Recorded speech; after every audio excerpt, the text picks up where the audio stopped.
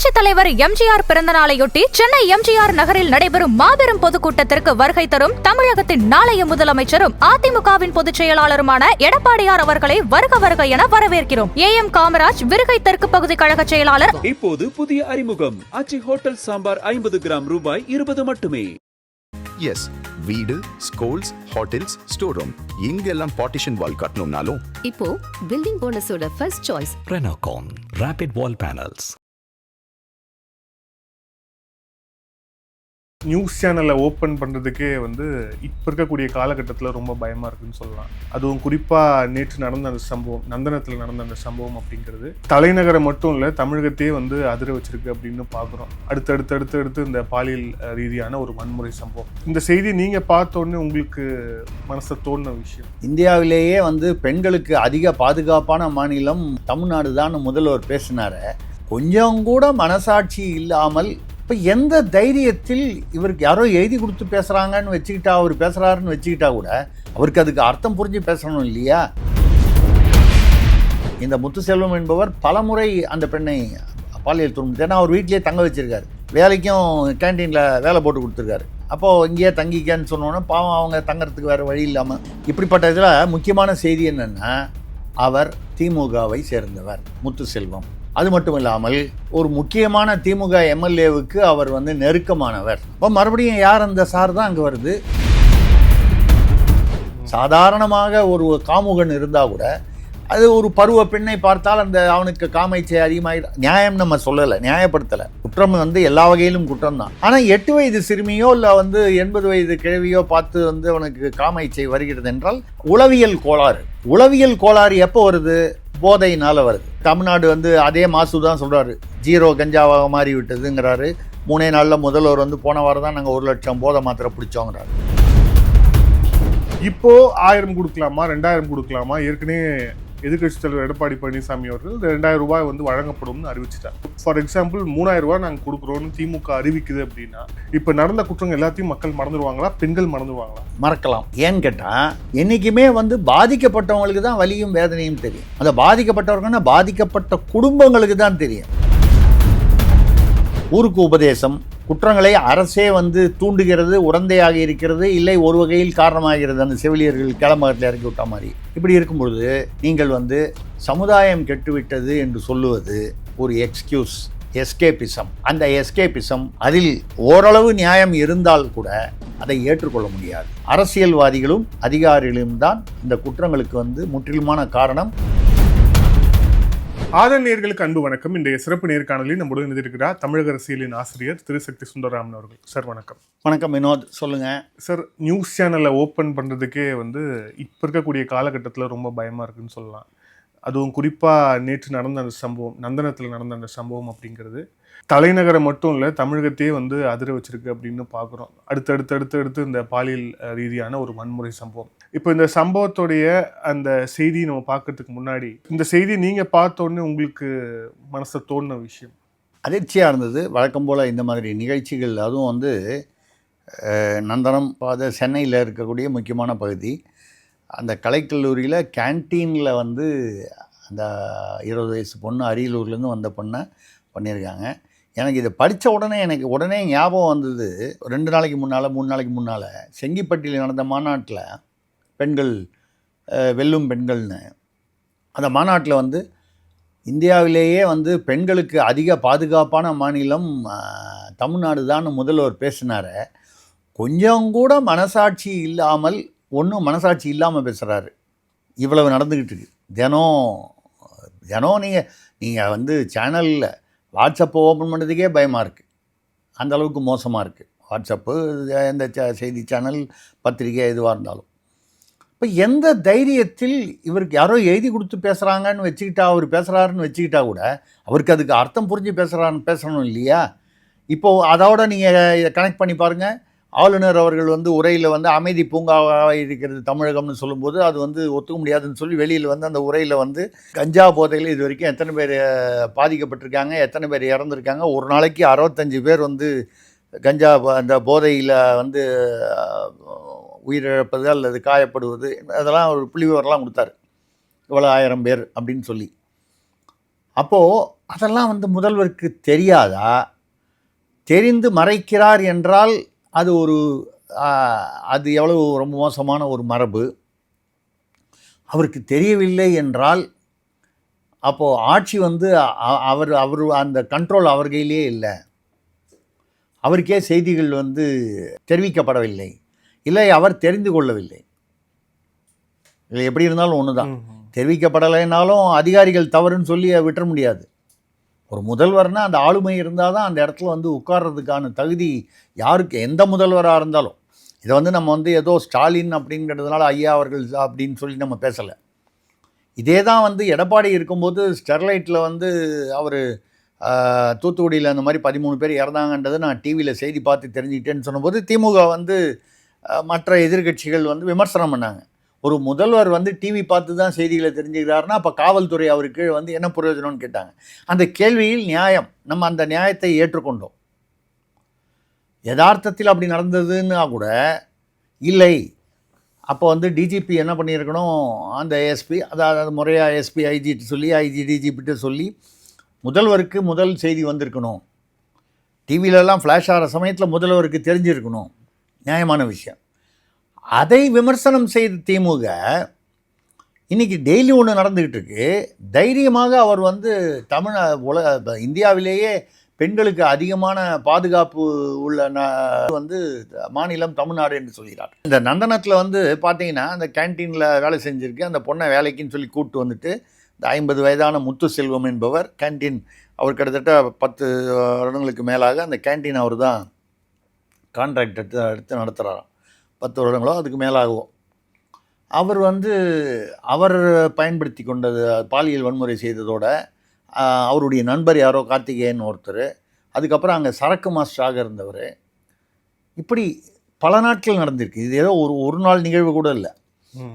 பல நாட்கள் பல முறை இந்த முத்துசெல்வம் என்பவர் பல முறை அந்த பெண்ணை பாலியல் துன்புறுத்தி, ஏன்னா அவர் வீட்டிலே தங்க வச்சுருக்காரு, வேலைக்கும் கேன்டீனில் வேலை போட்டு கொடுத்துருக்காரு. அப்போது இங்கேயே தங்கிக்கன்னு சொன்னோன்னே பாவம் அவங்க தங்கிறதுக்கு வேறு வழி இல்லாமல். இப்படிப்பட்ட இதில் முக்கியமான செய்தி என்னென்னா, அவர் திமுகவை சேர்ந்தவர் முத்துசெல்வம். இன்னைக்கு காலையில் ஒரு பத்திரிகையில் வந்திருக்கு, தினசரி பத்திரிகையில். அது மட்டும் இல்லாமல் ஒரு முக்கியமான திமுக எம்எல்ஏவுக்கு அவர் வந்து நெருக்கமானவர். அப்போ மறுபடியும் யார் அந்த சார் தான் அங்கே வருது.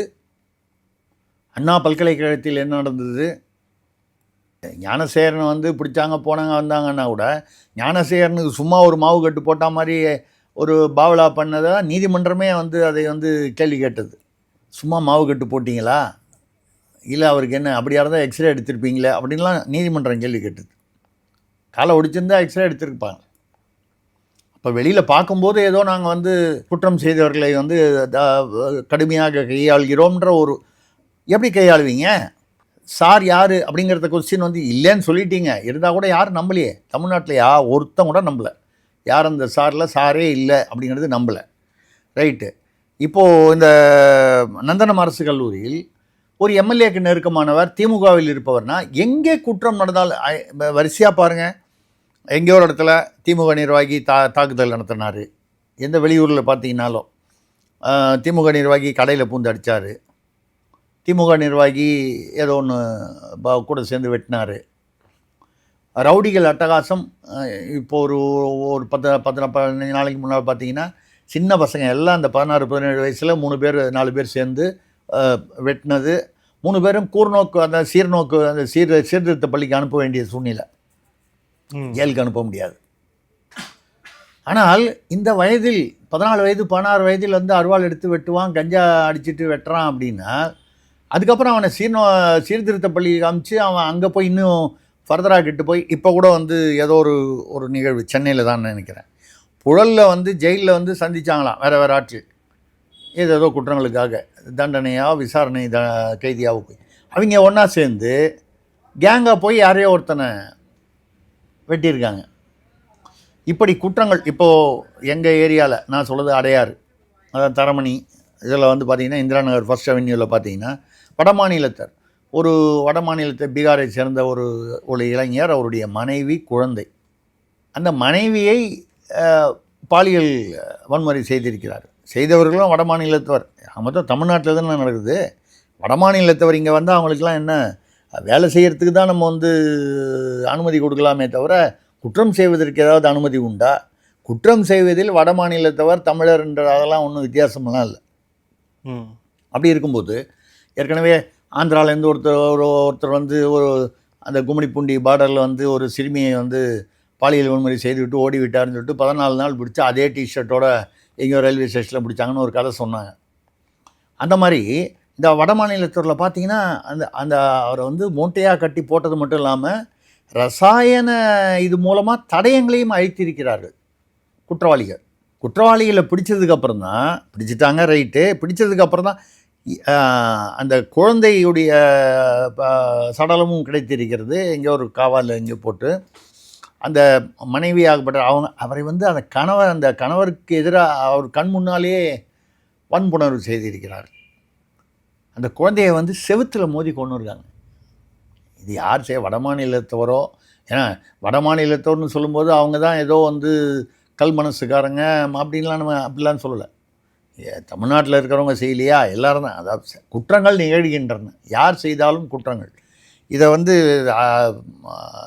ஏதோ ஒரு நியூஸ் சேனலில் வந்து அமைச்சர் மா சுப்பிரமணியம் அவர், ஏன்னா அவர் பொதுவாக சைதை நந்தனம் இந்த தென் சென்னையில் இந்த பகுதியில் நிகழ்ச்சிகள் அதிகமாக கலந்து கொள்பவர். கோட்டூர் புறம்லாம் அவருடைய கண்ட்ரோலில் இருக்கக்கூடியது. அதான் பொறுப்பாளராக இருக்கக்கூடியவர்.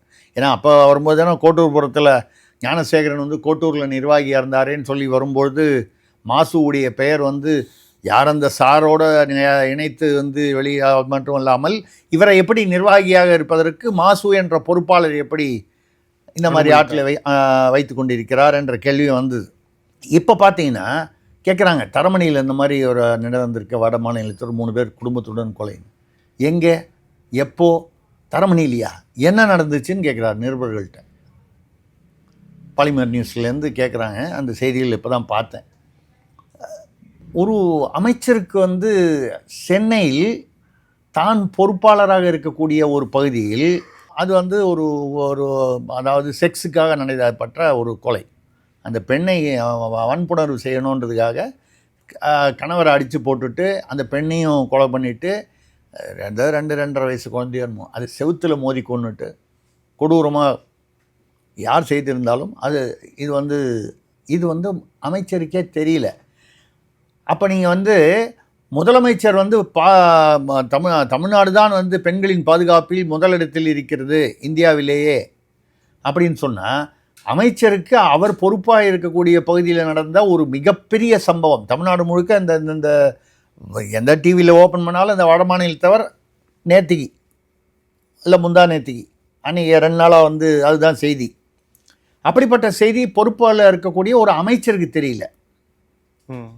அப்போ தான் நமக்கு என்ன சந்தேகம் வருதுன்னா, தமிழ்நாட்டில் நடக்கக்கூடிய குற்றங்கள் என்ன வகை குற்றங்கள், எத்தனை குற்றங்கள், எங்கெங்கே நடக்குது, எப்படி நடக்குது, இதில் திமுக எப்படி வந்து திமுகவினர் வந்து எந்த வகையில் அதில் வந்து சம்மந்தப்பட்டிருக்காங்க, இப்படிங்கிறதெல்லாம் முதலமைச்சருக்கு ஒரு கால் தெரியாமல் இருப்பதற்கும் வாய்ப்பு இருக்கிறது.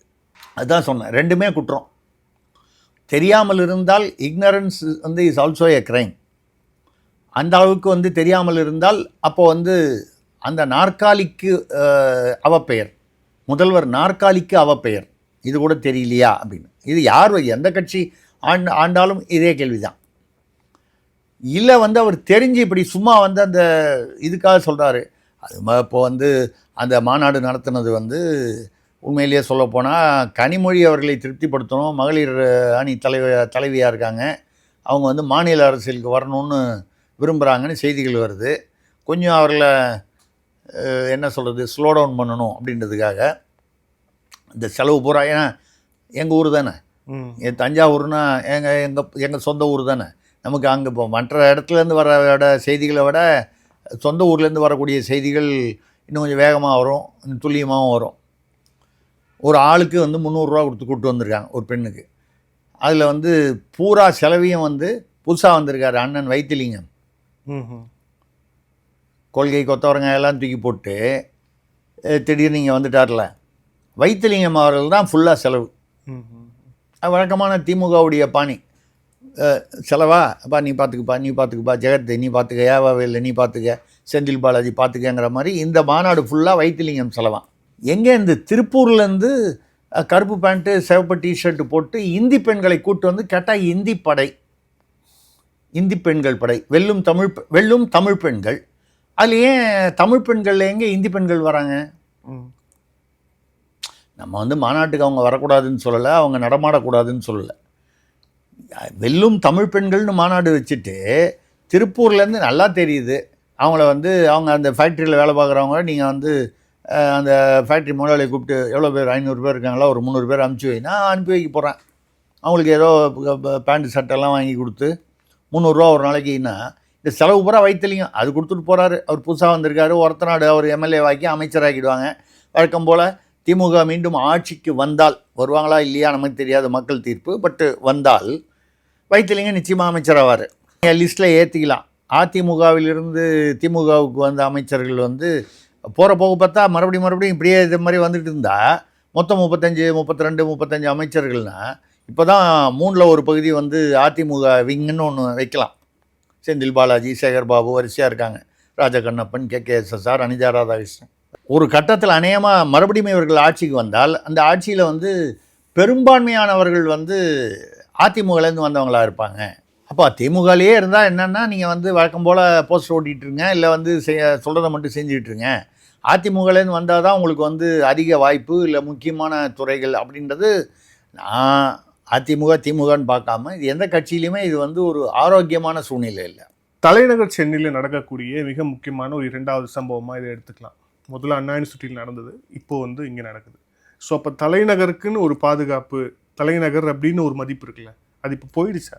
இல்லைங்க, இதில் வந்து நீங்கள் தலைநகர்னு வந்து நீங்கள் வந்து பிரித்து பார்க்குறீங்க. இப்போ நீங்கள் அதே இன்னைக்கு காலையில் பத்திரிகைகள் எடுத்து பார்த்தீங்கன்னா மதுரையில் ஒரு 16 வயது சிறுமி வந்து பலாத்காரம் செய்யப்பட்டிருக்கிறார். நான் எப்படி பார்க்குறேன்னா, சென்னையில் நடந்தால் என்ன, மதுரையில் நடந்தால் என்ன, கோவையில் நடந்தால் என்ன, திருநெல்வேலியில் நடந்தால் என்ன, தமிழ்நாட்டில் தானே நடக்குது. 16 வயது சிறுமி. இப்போ வந்து என்ன ஒரு இதுன்னு சொன்னால், எங்கே பார்த்தாலும் சிறுமிகள் அதிகமாகவும், அதாவது என்ன சொல்கிறது, ஒரு வழக்கத்திற்கு விரோதமான ஒரு ட்ரெண்ட் தெரிகிறது. பெண்களை வந்து காம இச்சைக்கு வந்து வன்புணர்வு செய்வது என்பது எல்லா ஆட்சியிலும் மாறி நடக்கிறது. நடக்காமலே இல்லை. அதிமுக ஆட்சியில் கூட பொள்ளாச்சியில் நடந்தது, வேறு எங்கே நடந்தது. இந்த ஆட்சியில் தான் நடக்குது, அந்த ஆட்சியில் நடக்கலைன்னு நம்ம எதையும் சொல்ல முடியாது. ஆனால் மிக அதிகமாக ஒரு நாளைக்கு எடுத்து பார்த்தீங்கன்னா எங்கேயாவது தமிழ்நாட்டில் ஒரு 3-4 இடத்துலையாவது மினிமம் வந்து நடக்கிற மாதிரி வருது.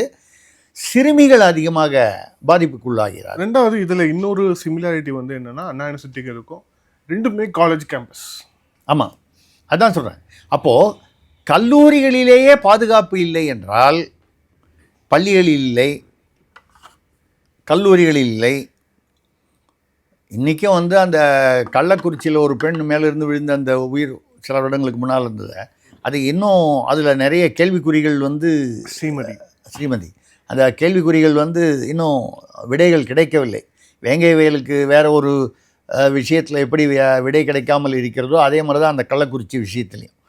அந்த மாதிரி பள்ளிகள்லேயும் வந்து பாதுகாப்பு இல்லை, பெண்களுக்கு வந்து இதுலேயும் பாதுகாப்பு இல்லை. கல்லூரிகளில், கல்வி நிலையங்களில், கோயம்புத்தூரில் விமான நிலையத்துக்கு வெளியில் அவர்கள் காதலர்கள் என்று சொன்னால் கூட அங்கே வந்து கஞ்சா போதையிலோ மது போதையிலோ வந்து 3 பேர் வந்து கேங் ரேப் பண்ணாங்க. விமான நிலையத்துக்கு அருகிலேயே கூட வந்து பாதுகாப்பு இல்லை.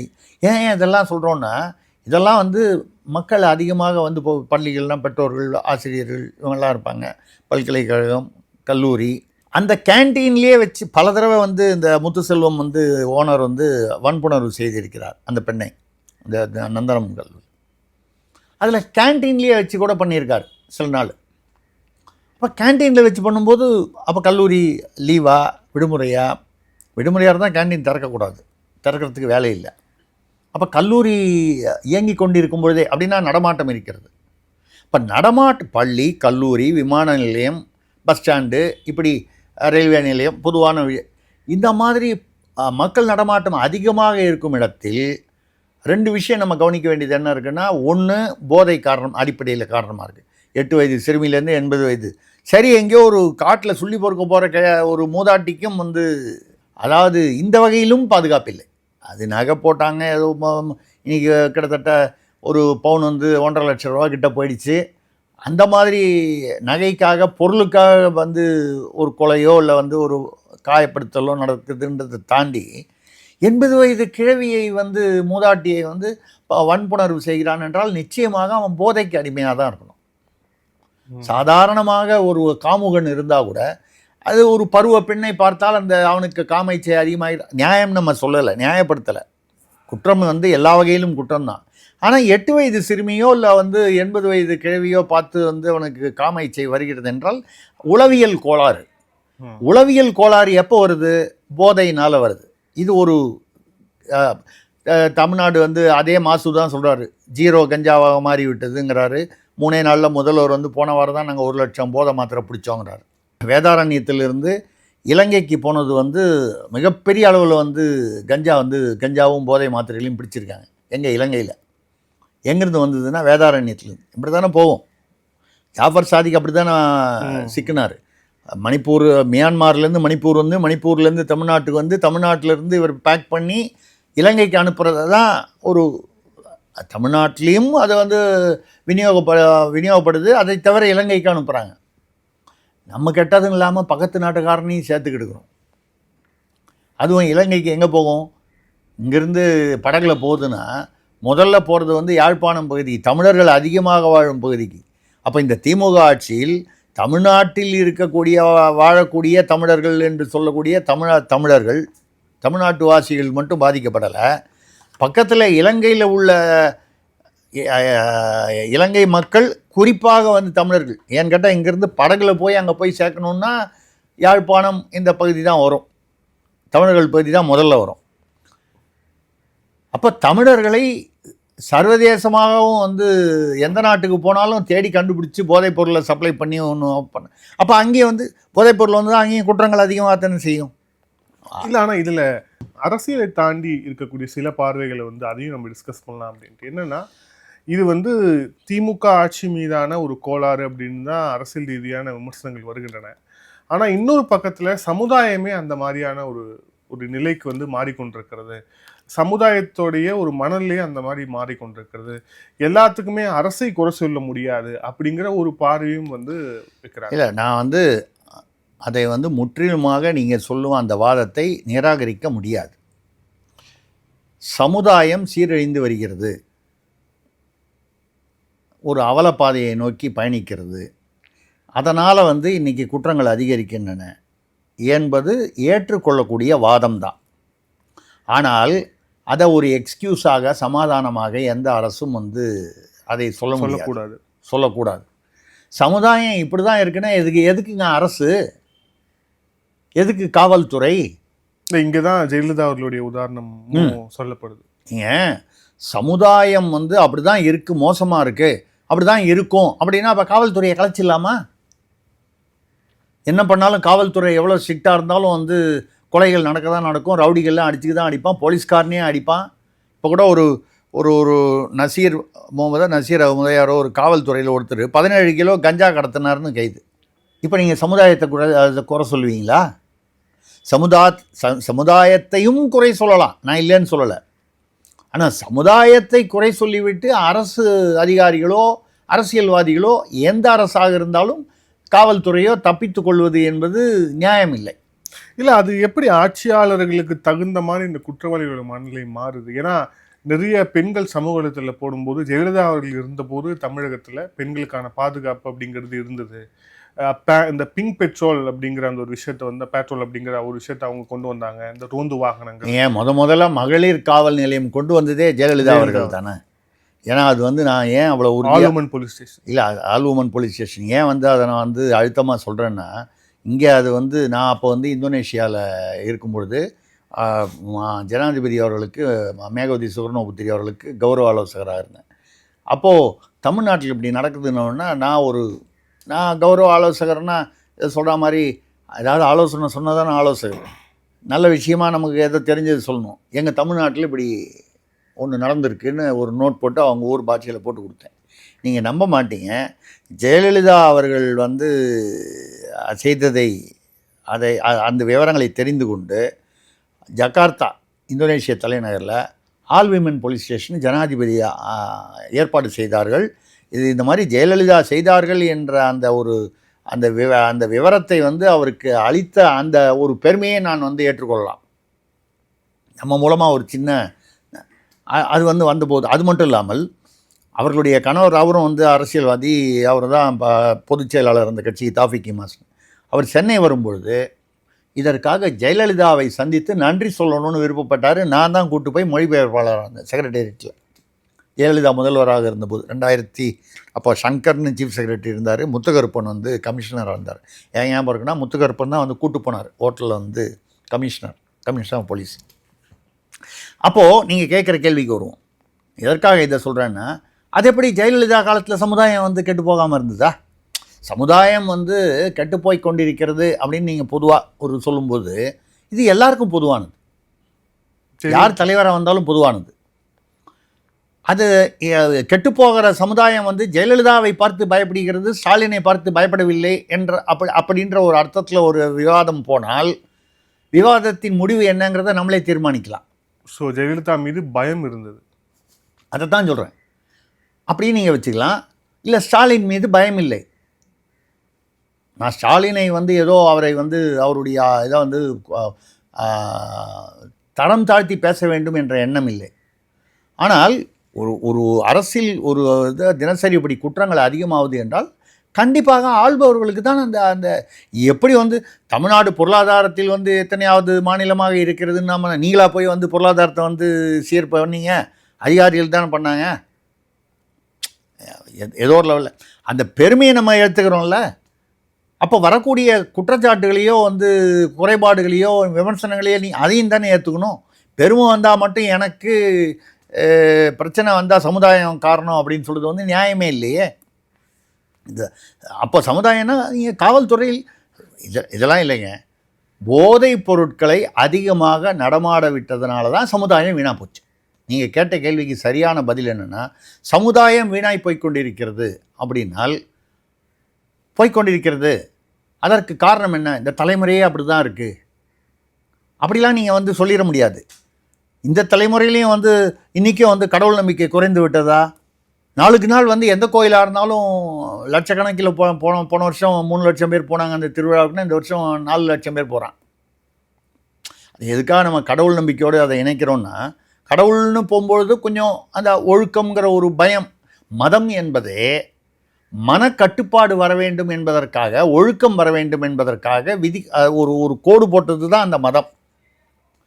அது பின்னாளில் வந்து அது வித்தியாசமாக போய் போட்டி, பொறாமை, மத மாற்றம் அப்படி இப்படின்னு அது வந்து வேறு மாதிரி போயிடுச்சு.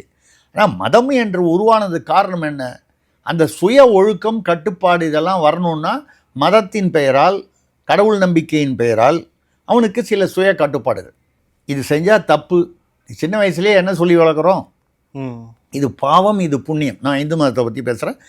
மற்ற மதத்தை பற்றி நான் ஏன் சொல்லலைன்னா, நம்ம அவங்களுடைய மதத்தில் என்ன சொல்லியிருக்குன்றது அவங்களுக்கு தெரியும். நம்ம மதத்தில் எனக்கு நான் படிச்சிருக்கேன், நான் சொல்கிறேன். இது பாவம், இது புண்ணியம். உனக்கு வந்து சட்டப்படி தண்டனை கிடைக்கிறதோ இல்லையோ, கடவுள் உனக்கு ஒரு தண்டனை கொடுத்து விடுவார். ஏன்னா எல்லாருமே சட்டத்தில் மாட்டுவான், மாட்ட மாட்டான் அப்படிங்கிறத தாண்டி ஒரு பொது நீதி ஒன்று வைத்தார்கள். இது தவறுனா அது பாவம், நல்லது செய்கிறியா அது புண்ணியம். அது இந்த பாவம் புண்ணியம் கான்செப்ட் வந்ததுக்கு காரணமே இந்த சுய ஒழுக்கம் கட்டுப்பாடு வரணுங்கிறதுக்காக தான். இப்போ அந்த சுய ஒழுக்கம் கட்டுப்பாடு கெட்டுப்போச்சு. ஆனால் பக்தி இன்னும் நாளுக்கு நாள் அது பக்தின்னு சொல்லலாம். கடவுள் மீது பயமோ நம்பிக்கையோ அது எப்படி அதிகமாக இருக்குது. அப்போ என்ன அர்த்தம்? எங்கேயோ ஏதோ ஒரு கோளாறு இருக்குது. அது என்ன கோளாறுன்னா, இந்த மது மற்றும் போதைப் பொருட்கள் இது வந்து ரொம்ப சர்வசாதாரணமாக நடமாட்டம் நடைபெறுகிறது. இந்த நடமாட்டம் வந்து அதை தடுக்க முடியுமா ஒரு அரசால்னா? நிச்சயமாக முடியும். திமுக அரசால் ஏன் முடியவில்லை என்று கேட்டால் அங்கே தான் பிரச்சனையே வருது. இந்த போதைப் பொருளோடு தொடர்பு கொள்ளவர்கள் குற்றவாளிகள், போதைப் பொருள் மூலமாக குற்றம் செய்பவர்கள், போதைப் பொருளை விநியோகம் செய்பவர்கள், இவர்கள் யாருன்னு பார்த்தீங்கன்னா, கள்ளக்குறிச்சியில் வந்து கள்ளச்சாராயம் காய்ச்சினதில் 2 எம்எல்ஏ திமுக எம்எல்ஏ பேர் அடிபட்டது. பல தடவை பேசியிருக்கோம். அவர்கள் மீது குற்றப்பதிவு நடந்ததா? திருப்பி இந்த 17 முறை கண்ணுக்குட்டின்னு ஒருத்தர் வந்து அவன் தான் போடாங்க. இங்கே சென்னையிலேயே என்னமோ ஒரு திமுக நிர்வாகி ஒரு பெண், அவங்க வந்து போதைப்பொருள் கடத்தல் அப்படின்னு சொல்லி பிடிச்சாங்க. அவர்கள் மீது ஏற்கனவே இந்த போதைப்பொருள் கடத்தினதுக்கு 17 வழக்குகளோ 18 வழக்குகளோ பெண் தாதா அவங்க அப்படின்னு சொல்லி ஒரு அரசியல் தொடர்புடைய குற்றங்கள் இங்கே நடக்குது. அதனால தான் அதை வந்து அதிகாரத்தால் கூட தடுக்க முடியலங்கிற ஒரு ஆங்கிளும் வச்சுக்கலாம். அதிகாரத்தால் தடுக்க முடியலன்னா பரவாயில்ல. எனக்கு என்ன தோணுதுன்னா, அதிகாரமே அதற்கு ஒரு வகையில் துணை போகிறது, தெரிந்தோ தெரியாமலோ. இப்போது எப்படி ஏன் வந்து தெரிந்தோ தெரியாமலோனா, ஒருத்தன் போதைப் பொருளில் ஏதோ ஒரு தனியாக ஒரு கலாட்டாவில் ஒரு ரவுடி 2 பேர் அடிச்சுக்கிறானுங்க. அடித்து போலீஸ் ஸ்டேஷன் போனோன்னு எங்கேருந்தோ ஒரு குரல் ஒலிக்கிறது, அவனை ரிலீஸ் பண்ணுங்கன்னு. அது யார்? ஆளுங்கட்சியை சேர்ந்தவர், உள்ளூர் நிர்வாகி, அமைச்சர், எம்எல்ஏ, யாரோ ஒருத்தர். இப்போது நீதிமன்றம் கூட நேற்று சொல்லியிருக்கு, அண்ணா நகரில் வந்து ஒரு சிறுமி வன்முறை நடந்தது. அண்ணா நகர் சென்னையில், இதே சென்னை தலைநகரத்தில். அந்த விவகாரத்தில் காவல்துறை தமிழக அரசு நடந்து கொண்ட முறை வந்து சரியில்லை. நேற்று இதில் வந்து சென்னை உயர்நீதிமன்றம் வந்து குறிப்பிட்டிருக்கு. அதாவது புகார் கொடுத்து நீதிமன்றம் தலையிட்டு நீதிமன்ற மானிட்டரிங்கில் வந்து விசாரணை நடைபெற்று கொண்டிருக்கிறது. அந்த விசாரணை சரியில்லை. ஏன்னா அந்த சிறுமியின் பெற்றோர்கள் வந்து யார் குற்றவாளியை வந்து அந்த பெயரை விடுவிக்க வேண்டும் என்று திமுக தரப்பிலிருந்து, ஆளுங்கட்சி தரப்பிலிருந்து நிறைய அழுத்தங்கள் காவல்துறைக்கு வந்ததாக பாதிக்கப்பட்ட பெண்ணின் பெற்றோர்கள் வந்து தெரிவிக்கிறாங்க நீதிமன்றத்தில். குற்றம் கடைசி அப்படி தெரிவித்தாங்கன்றதுனால அவர்களுக்கு அச்சுறுத்தல் வருகிறது. இப்போ சொல்லுங்கள், சமுதாயம் கெட்டிருக்கா இல்லை அரசு காரணமாக? அரசுக்கு வந்து ஒத்துழைக்கக்கூடிய இல்லை அரசுக்கு ஜால்ரா போடக்கூடிய காவல்துறை அதிகாரிகள், எல்லா அதிகாரிகளையும் சொல்லலை, தவறு செய்பவர்களை மட்டும் சொல்கிறோம். ஆனால் தவறு செய்பவர்களை மட்டும்னா ஒரு காலத்தில் 100 பேரில் 10 பேர் தவறு செஞ்சான்னா நம்ம வந்து 10 பேரை சொல்கிற மாதிரி இருக்குது. இப்போ 10 பேர் தான் நேர்மையாக இருப்பான் போல இருக்குது, 90 பேர் தவறு செய்கிற மாதிரி இருக்குது, சொல்லவே முடியல. இல்லை, மீண்டும் நம்ம அரசியல் ரீதியாக பார்த்தோம் அப்படின்னா, இப்போது தேர்தல் நெருங்கி விட்டது. இந்தியா முழுக்க இப்போ இருக்கக்கூடிய ட்ரெண்ட் வந்து மகளிர் வாக்குகளை குறிவைத்து அதுக்குன்னு ஸ்பெஷல் ஸ்கீம்ஸ் கொடுக்கறது, டைரக்ட் பெனிஃபிஷியரி ஸ்கீம் கொடுக்கறதுங்கிறத தான் ஒரு ட்ரெண்டாக வந்து நகர்ந்துட்டு இருக்கிறாங்க. இப்போது 1000 கொடுக்கலாமா 2000 கொடுக்கலாமா? ஏற்கனவே எதிர்க்கட்சி தலைவர் எடப்பாடி பழனிசாமி அவர்கள் 2000 ரூபாய் வந்து வழங்கப்படும்னு அறிவிச்சிட்டார். ஆனால் மகளிருக்கு ஓடக்கூடிய எண்ணோட்டமாக இருக்கக்கூடிய கேள்வி என்ன, நீ 1000 கொடு 2000 கொடு, ஃபஸ்ட்டு எனக்கு பாதுகாப்பு கொடு அப்படிங்கிற அளவுக்கு கேட்கக்கூடிய சூழல் வருமோ அப்படின்னு ஒன்று தோணுது. இன்னொன்று, அந்த மாதிரி பாதுகாப்பிலே நினச்சா கூட அதை வந்து இந்த பணம் கொடுக்கறது அப்படிங்கிறது மறக்க வைக்குமா? இப்போ ஃபார் எக்ஸாம்பிள் 3000 ரூபா நாங்கள் கொடுக்குறோன்னு திமுக அறிவிக்குது அப்படின்னா, இப்போ நடந்த குற்றங்கள் எல்லாத்தையும் மக்கள் மறந்துடுவாங்களா, பெண்கள் மறந்துடுவாங்களா? இந்த கேள்விக்கு பதில் சொல்கிறதுக்கு முன்னால் நான் ஒரு கேள்வி வைக்க விரும்புகிறேன். நீங்கள் வந்து சமுதாயம் காரணமான ஒரு ஒரு ஒரு ஒரு லாஜிக்கலான ஒரு கேள்வியை கேட்டீங்க, நம்ம அதை பேசிட்டோம். அதாவது நடைபெறும் குற்றங்களை தடுக்காதது ஒரு குற்றம் என்ற வகையில் அதிகாரத்தில் இருப்பவர்களை, அவர்கள் அதிகாரிகளாக இருந்தாலும் அரசியல்வாதிகளாக இருந்தாலும் அமைச்சர்கள் உட்பட முதலமைச்சர் உட்பட நம்ம வந்து குற்றம் சாட்டுகிறோம். நீங்களே பாதுகாப்பில்லாத ஒரு சூழ்நிலையை உருவாக்குகிறீர்கள் அரசு சார்பாக அப்படின்னா, அதாவது பேசிவ் ஆக்டிவ்னு சொல்கிறது. முதல்ல சொன்னது பேசிவ் குற்றம், ரெண்டாவது சொல்கிறது ஆக்டிவ் டைரக்ட் குற்றம். என்ன உதாரணம் உங்களுக்கு சொல்லி புரிய வைக்கணுன்னா, செவிலியர்கள் போராட்டம் நடந்துச்சு. பணி நிரந்தரம் கேட்குறாங்க, கோரிக்கைகள் கேட்குறாங்க, ஊதிய உயர்வு கேட்குறாங்க. அவர்கள் வந்து அமைதியாகத்தான் போராட்டம் பண்ணுறாங்க, இன்னும் கல்லெடுத்து அடிக்கலை, ஒன்றும் வன்முறையில் ஈடுபடலை. அவங்கள பஸ்ஸில் ஏற்றி கொண்டு போய் நம்ம பேசியிருக்கோம், ஊரப்பாக்கம் கேளம்பாக்கத்துலலாம் போய் 1 கிலோமீட்டருக்கு 2 பேர் இறக்கி விட்டு 2 பேர் விடிகாலையில் 2 மணிக்கு 3 மணிக்கு இறக்கி விட்றீங்க.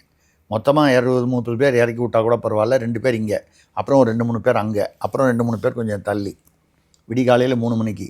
ஊர் முழுக்க போதைப் பொருள் கலாச்சாரம் வந்து டாஸ்மாகாலும் பிற போதைப் பொருட்கள் கஞ்சானாலையும் இருக்குது.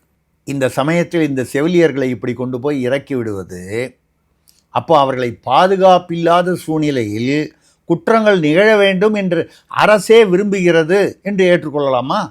நீங்கள் குற்றத்தை தடுப்பதை பற்றி பேசுகிறீங்க, நான் குற்றம் செய்வதற்கு உடந்தையாக, குற்றம் செய்வதற்கு தூண்டுதலாக குற்றத்தையே அரசு சார்பில், அரசுன்னா அமைச்சர்கள் தான் செய்கிறாங்கன்னு சொல்லலை, அதிகாரிகள் செய்தாலும் அது அதுக்கு தானே அமைச்சர்கள், அதுக்கு தானே முதலமைச்சர். நீங்கள் கொண்டு போய் விடிகாத்தால 3 மணிக்கு வந்து பெண்களை வந்து 2 பேரை கொண்டு போய் வந்து இருட்டில் கொண்டு போய் இறக்கி விட்றீங்க. எங்கே பண்ணுறதால் தமிழ்நாட்டில் எல்லா இடத்துலையும் சென்னை நகர் உட்பட வந்து போதை கலாச்சாரம் இருக்குது. அங்கங்கே ராத்திரியில் தண்ணி அடிச்சுட்டு உட்காந்துருக்கான், இல்லை வந்து கஞ்சா அடிச்சுட்டு உட்காந்துருக்கான். விடிகாலையில் 2 பொண்ணு தனியாக போகுது. வம்பு பண்ணணும்னு ஒரு இயல்பான ஒரு அவனுக்கு ஒரு அந்த அர்ஜி வருது இல்லையா? குறைந்தபட்சம் இதை செய்யாமல் இருக்கலாம் இல்லையா? குற்றத்தை தடுப்பது என்பது அடுத்தது. குற்றத்தை செய்வதற்கு நீங்களே வந்து காரணமாக இருப்பது முதல்ல குறைக்கலாம் இல்லையா? அப்போ அந்த வகையில் வந்து அதனால தான் நான் சொல்கிறேன், நீங்கள் வந்து சமுதாயத்தை காரணம் காட்டி அரசோ அதிகாரிகளோ தப்பிக்க முடியாது, கூடாது. நீங்கள் கேட்குற கேள்விக்கு ஒரு 1000 ரூபாய் கூட கொடுத்தா அவங்க வந்து இதெல்லாம் மறந்துடுவாங்களான்னா மறக்கலாம். ஏன்னு கேட்டால் என்றைக்குமே வந்து பாதிக்கப்பட்டவங்களுக்கு தான் வலியும் வேதனையும் தெரியும். அந்த பாதிக்கப்பட்டவர்கள்னா பாதிக்கப்பட்ட குடும்பங்களுக்கு தான் தெரியும். ஆனால் பொருளாதாரம், பணம் அப்படிங்கிறத தாண்டி பயங்கிறது ஒரு பெரிய ஃபேக்டரில் இல்லை, பயம் இருக்கலாம். ஆனால் அந்த இன்றைக்கி பொதுவாகவே நீங்கள் சமுதாயத்தை பற்றி பேசுகிறீங்க, அதனால் நான் மறுபடியும் அந்த சமுதாயத்துக்கு வரேன். இன்றைக்கி உள்ள சமுதாயம் எப்படி பொதுவாக ஆகிவிட்டது, இது வந்து அதிமுக, திமுக, காங்கிரஸ், பாஜக இதுக்கெல்லாம் சம்மந்தம் இல்லாத கட்சி சார்பற்ற பொதுவான நிலை. Short term gains. ஒரு காலத்தில் நான்லாம் வந்து கல்லூரி பள்ளி படிக்கும்போது நான் ஏதோ பெரிய அந்த தலைமுறையில் வந்துட்டோம், நாங்களாம் ரொம்ப புனிதம் அப்படி சொல்லலை. அப்போ இருக்கிற பழக்கத்தில்னா மாதம் சம்பாதிக்கணும், வேலைக்கு போகணும், சம்பாதிக்கணும், அதில் ஒரு பகுதி சேமிக்கணும், இந்த சேமிப்பிலிருந்து வீடு வாங்கணும், இல்லை அதுக்கு முன்னால் வந்து ஒரு பைக் வாங்கணும், கார் வாங்கணும், வீடு வாங்கணும், மகளுக்கு திருமணம் செய்யணும், மகனுக்கு இப்படி குழந்தைகளை மகனோ மகளோ படிக்க வைக்க வேண்டும். இப்படி ஒரு கான்செப்ட் இருந்தது, குடும்பம் என்ற கான்செப்ட். அந்த குடும்பத்துக்கு பின்னால் உள்ள கான்செப்ட் தான். இன்றைக்கி அந்த கான்செப்ட் மறைந்து கொண்டு வருகிறது. அந்த மாதிரி வரும்பொழுது உங்களுக்கு என்ன ஆகிடுது, இந்த சேமிப்புன்ற பழக்கம் இல்லாமல் முதல்ல இலவசங்களை எதிர்பார்க்கும், அந்த சோம்பேறிகளாக்கும் இலவசங்கள். அதுக்கு காரணம் அரசுகள் தான்.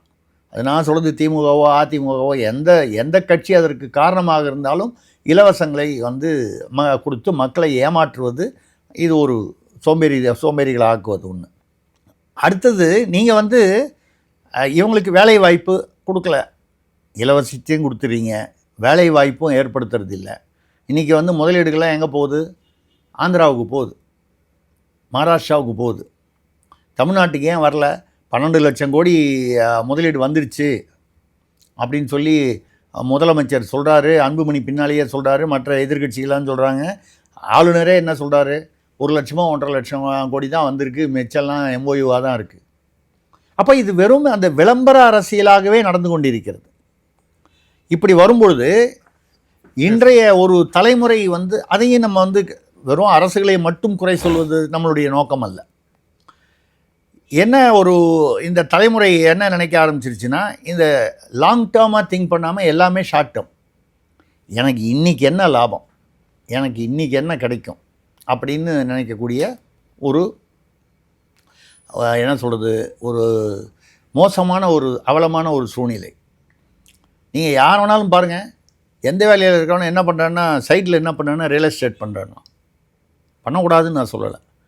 எல்லாருமே வந்து இப்போ டக்குன்னு ரியல் எஸ்டேட்லேயோ இல்லை வேறு ஏதோ ஒரு பிஸ்னஸோ இல்லை வேறு ஏதோ ஒன்று பண்ணணும், ஏதாவது ஒன்று பண்ணணும், இல்லை ஏதாவது மல்டி ஃபினான்ஸ் கம்பெனிக்கு வந்து ஏஜெண்ட்டாக இருக்கான்னுவான். கடைசியில் அவன் எல்லா பணத்தையும் எடுத்துக்கிட்டு அவன் ஓடி போயிடுவான் தீபாவளிக்கு முன்னால்.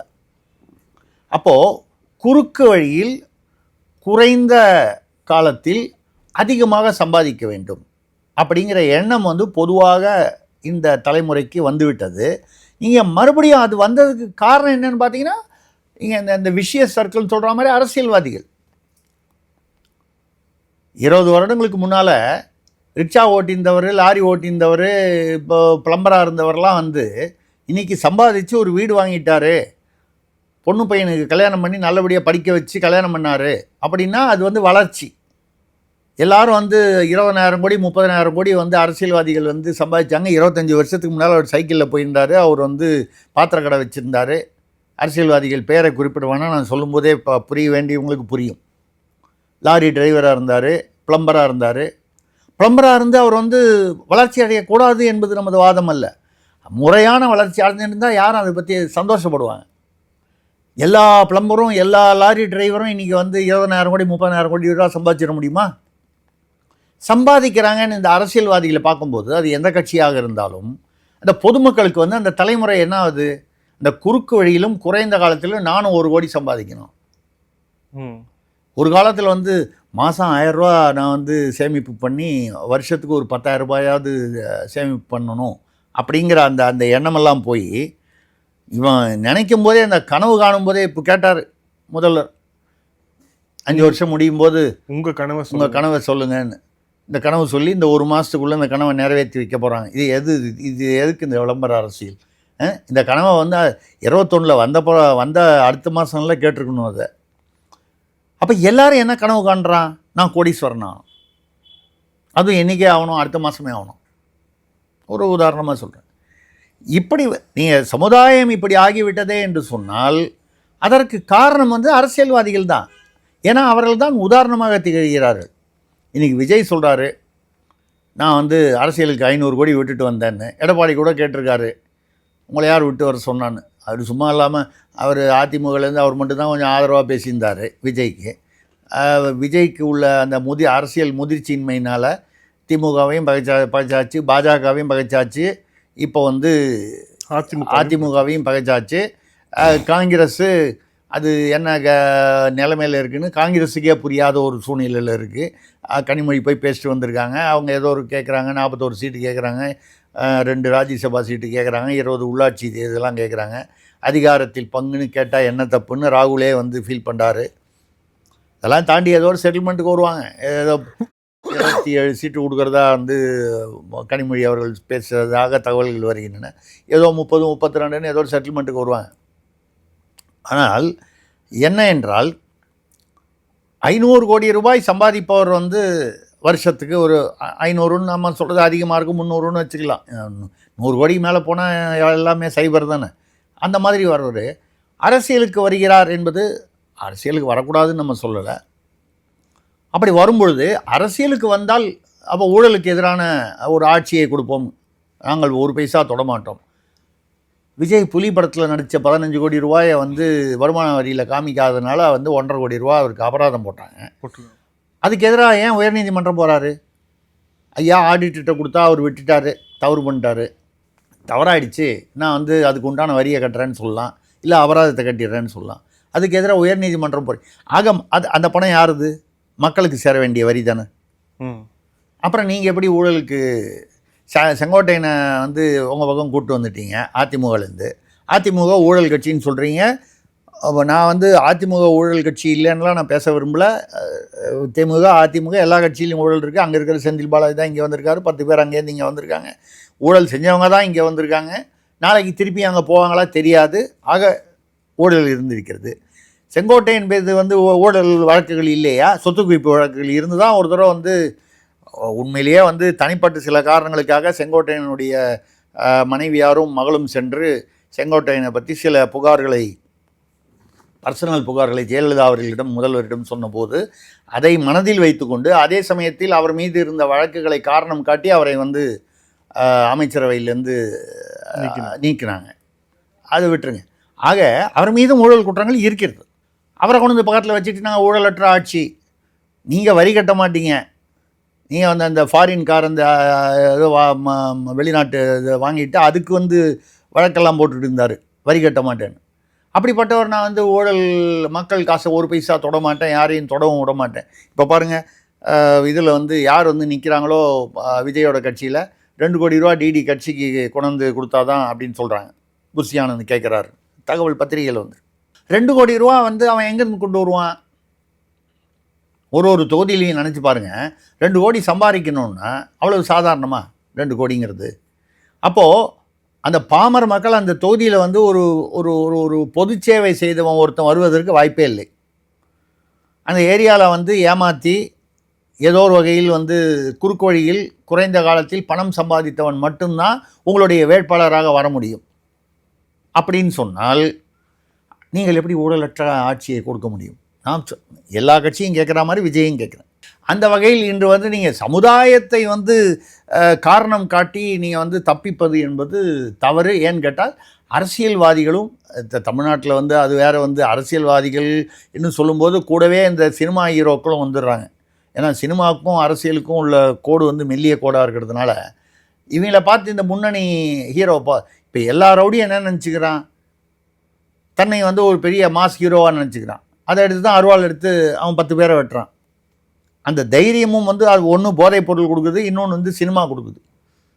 இந்த சினிமா வந்து மனசை கெடுக்குது. நீங்கள் பாருங்கள், தமிழில் வந்து நல்ல படங்களாக கருத்துள்ள படங்களாக எத்தனை படங்கள் வருகின்றன? வரவே இல்லைன்னு சொல்லலை, வருகின்றன. ஆனால் அவையெல்லாம் ஓடுதா தேட்டரில்? எல்லோரும் நல்ல படம் பார்க்கணுன்னா வந்து மலையாள படமாக வந்து ஓடிடியில் தேடி பார்க்கணும், பெங்காலி படமாக பார்க்கணும். ஏன் தமிழ் படத்தில் நல்ல படம் ரொம்ப அதிசயமாக தான் வருது. எல்லாமே வந்து ஒரு ஹீரோ வந்து 50 பேர் அடிக்கிற மாதிரி. நான் சில நீங்கள் சொல்கிற அதாவது மாஸ் ஹீரோக்கள்னு சொல்லக்கூடிய ஹீரோக்கள் சில பேரோட மேடையில் பக்கத்துலேயே உட்காந்துருக்கேன். நான் பக்கத்தில் இருக்கும்போது மனசுக்குள்ளே நினைப்பேன், சொல்ல முடியாது. அவர் வயதை விட எனக்கு வயது அதிகம். என்னை பார்த்தா ஒரு நல்ல தெம்பாக தெரியுது, எனக்கே ஒரு தெம்பாக தெரியுது. இவர் இவ்வளோ வீக்காக இருக்கார், இவர் வந்து 50 பேர் அடிக்கிற மாதிரி வந்து சினிமாவில் காமிக்கும்போது அதை பார்த்து விசிலடித்து நம்புகிற கூட்டம் எவ்வளோ முட்டாளான கூட்டமாக இருக்கும் அப்படின்னு சொல்லி பார்த்துருக்கேன். நான் பொதுவாக சொல்கிறேன், யாரையும் குறிப்பிட்டு சொல்லலை. என்னென்றால் இந்த சினிமா ஹீரோ அரசியல்வாதி, இந்த 2 தவறான உதாரணங்களை வைத்து சமுதாயம் கெட்டு போகிறது. அதை கெடுப்பதற்கு இந்த போதைப் பொருட்கள், மது இதெல்லாம் வந்து துணையாக இருக்கிறது. இதுதான் வந்து நடந்து கொண்டிருக்கிறது. இப்போ கல்வி நிலையங்களிலே இப்படி இருக்கிறது, பொது வழிகளிலேயே இப்படி நடக்கிறது. அதுவும் இப்போ இந்த முன்னாலெல்லாம் வந்து ரேப்புங்கிறது கேள்விப்பட்டிருக்கோம் அடிக்கடி, இல்லை அவ்வப்போது. இப்போ எங்கே பார்த்தாலும் கேங் ரேப், இதுதான் ஒரு புதிய ட்ரெண்டாக இருக்குது.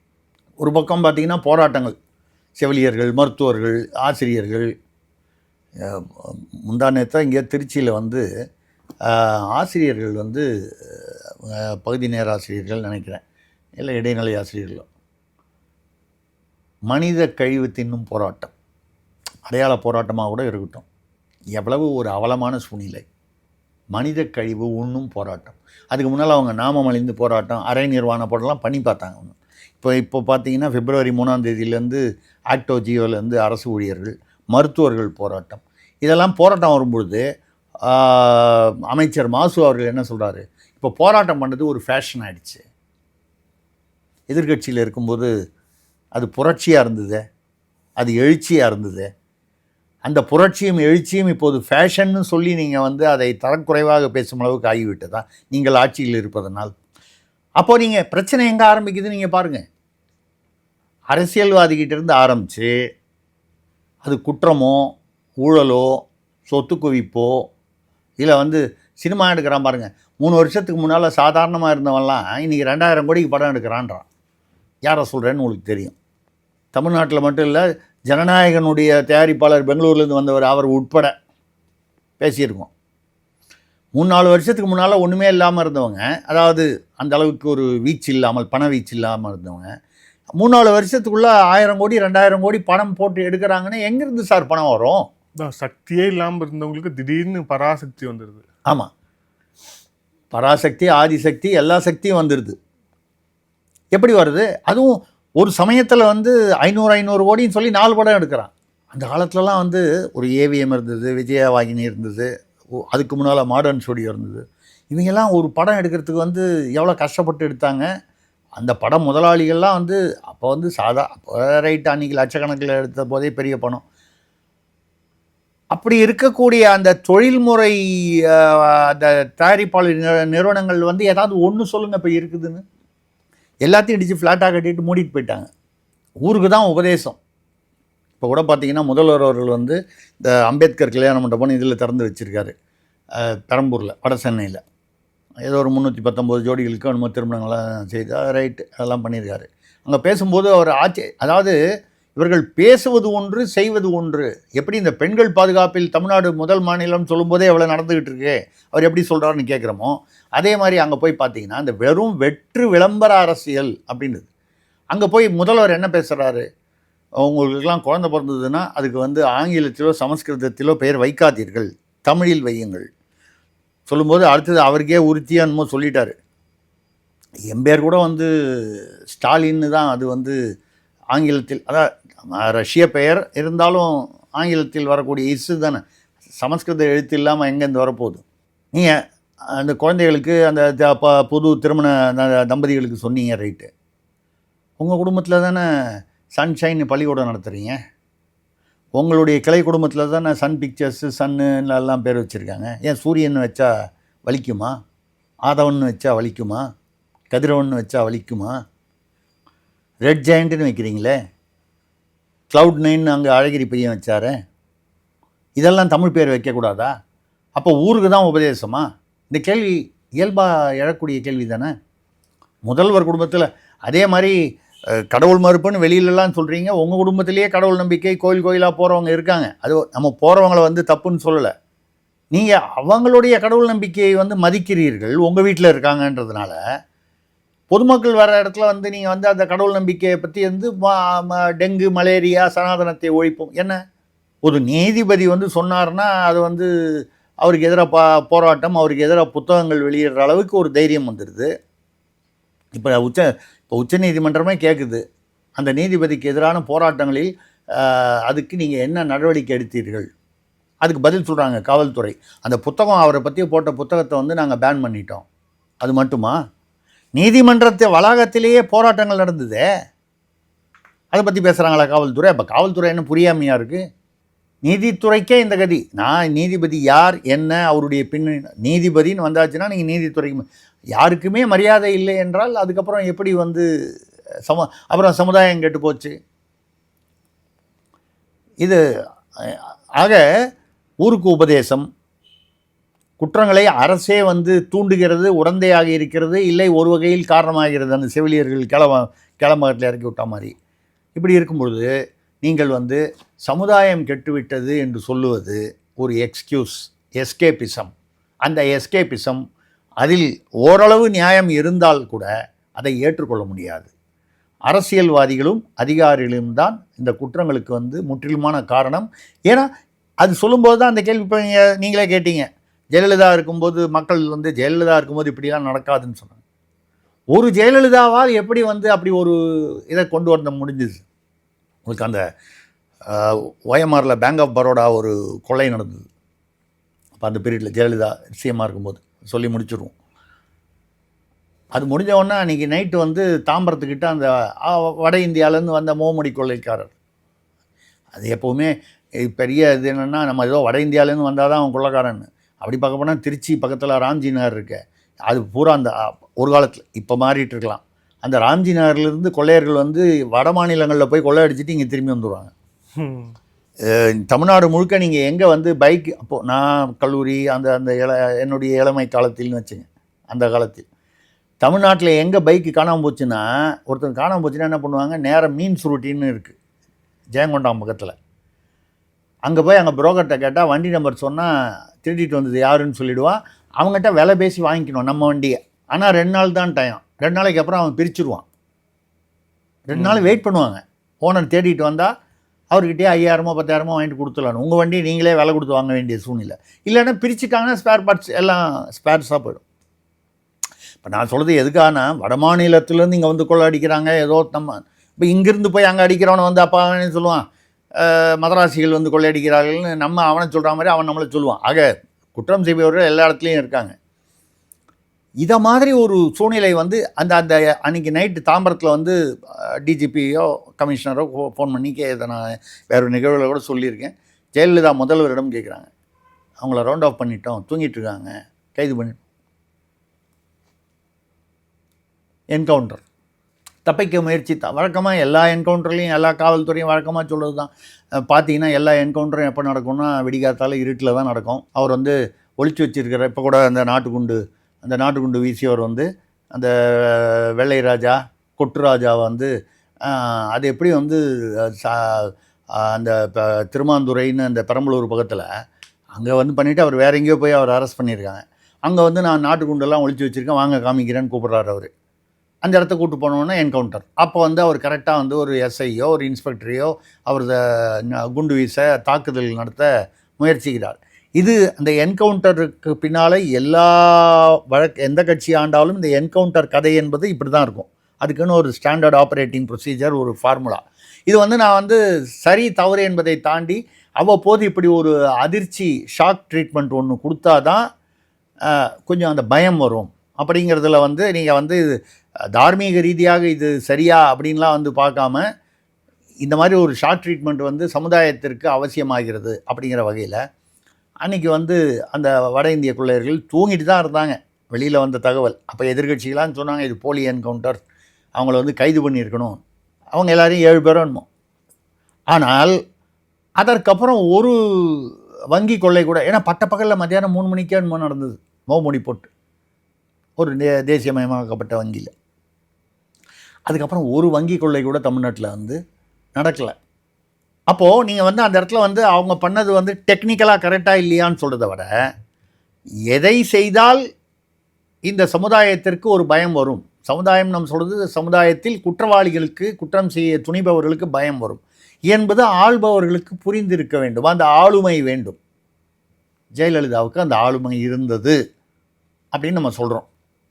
இப்போ மற்றவங்களுக்கு இருக்கா இல்லையா குற்றப்பட்டியலை பார்த்து தெரிஞ்சிக்க வேண்டியது தான்.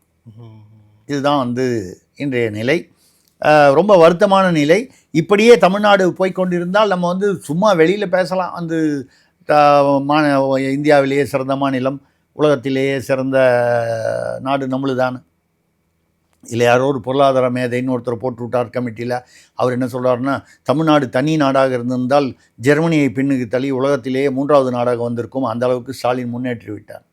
10 லட்சம் கோடி கடன், இதில் வந்து 3000 ரூபா வேறு பொங்கலுக்கு கொடுத்துருக்கீங்க, அப்போ இன்னும் கொஞ்சம் கடன் ஏறுது. இப்போ ஒரு சமீபத்தில் கூட்டுறவுத்துறை என்பது உங்களுக்கு வந்து இந்த ரேஷன் கடையெல்லாம் அதில் வரும். முதல்வர் மருந்தகம், அப்போ அம்மா மருந்தகம், இப்போ அதுக்கு பேர் முதல்வர் மருந்தகம், இதெல்லாம் வரும். இந்த வேளாண் கூட்டுறவு சங்கங்கள்லாம் வரும், கூட்டுறவு வங்கிகள்லாம் வரும். இந்த கூட்டுறவுத்துறையில் அதிகமான நஷ்டம் வருகிறது. இந்த நஷ்டத்திலிருந்து இந்த கூட்டுறவுத்துறையை நம்ம எல்லாத்தையுமே எடுக்கிறோம். இந்த ரேஷன் கடை இப்போ எல்லாருக்கும் பொங்கலுக்கு கொடுத்தாங்கல்ல, அது ஒரு ரேஷன் கார்டுக்கு அந்த பொங்கல் பொருளை கொடுப்பதற்கு ஊக்கத்தொகை, ஏன்னா எப்பவும் விட அதிகமாக வேலை செய்கிறான் இல்லையா அந்த பொங்கல் போது, அதுக்காக 5 ரூபாய் ஒரு ரேஷன் கார்டுக்கு அவன் இன்சென்டிவ் கேட்குறான். அதை இந்த தமிழக அரசு கொடுக்கல. கூட்டுறவுத்துறையில் கோடிக்கணக்கில் நஷ்டமாகிறது. மொத்த துறையிலும் இது கூட்டுறவு வங்கி, வேளாண்மை சங்கம், மருந்தகம், ரேஷன் கடை எல்லாம் பொதுவாக எல்லாம்.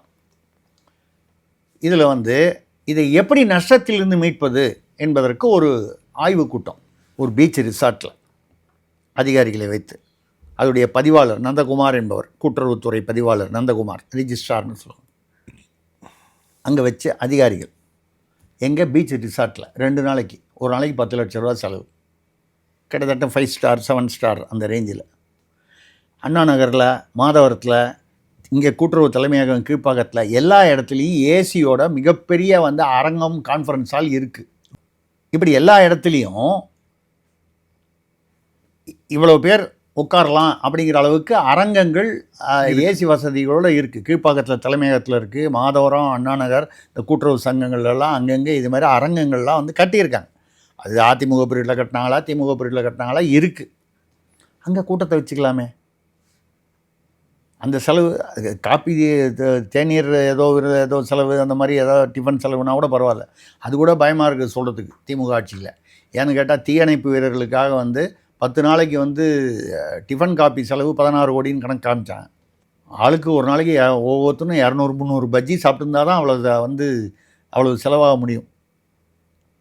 யதார்த்தத்துக்கே 139 திருநாய்களுக்கு வந்து ஊசி போட்டதுக்கு ஏதோ ஒரு 18 கோடின்னு கணக்கு காமிச்சாங்க, இந்த வெறி நாய்களுக்கு போட்டு. இதை மாதிரி கணக்கு காண்பிப்பதில் புலிகள். அப்போது நீங்கள் இந்த கூட்டுறவு சங்கம் நஷ்டத்துலேருந்து வரணுங்கிறது வந்து உண்மையான எண்ணம் இல்லை. எல்லோரும் அவங்க நிர்வாகிகள் அதிகாரிகள்லாம் கூடணும், நல்லா 5 ஸ்டார் என்ஜாய் பண்ணணும். எங்கேருந்துங்க நஷ்டத்துலேருந்து வெளியில் வருது? இப்பொழுது அதாவது அரசின் கையில் வந்து நஷ்டத்திலிருந்து வெளிவருவது இருக்கிறதா என்றால் இருக்கிறது. முதல்ல நீங்கள் வந்து நஷ்டத்தை அதிகப்படுத்தாமல் இருப்பதற்கு இதெல்லாம் வந்து செய்யாமல் இருந்தாலே அது அநேகமாக லாபத்துக்கு வரும். இந்த உதாரணத்தை சொல்லி, அப்போ நடக்கும் தவறுகள், குற்றங்கள் எல்லாவற்றிற்கும் அரசு பொறுப்பா, சமுதாயம் பொறுப்பா என்று நீங்கள் கேட்டதற்கு பிரதான பொறுப்பு அரசு சார்ந்த அதிகாரிகள், அரசியல்வாதிகள், அதிகாரிகள். சமுதாயம் வந்து அதை பார்த்து கெட்டு போய் நாளுக்கு நாள் வந்து இந்த சமுதாயம் அழுகி வருகிறது.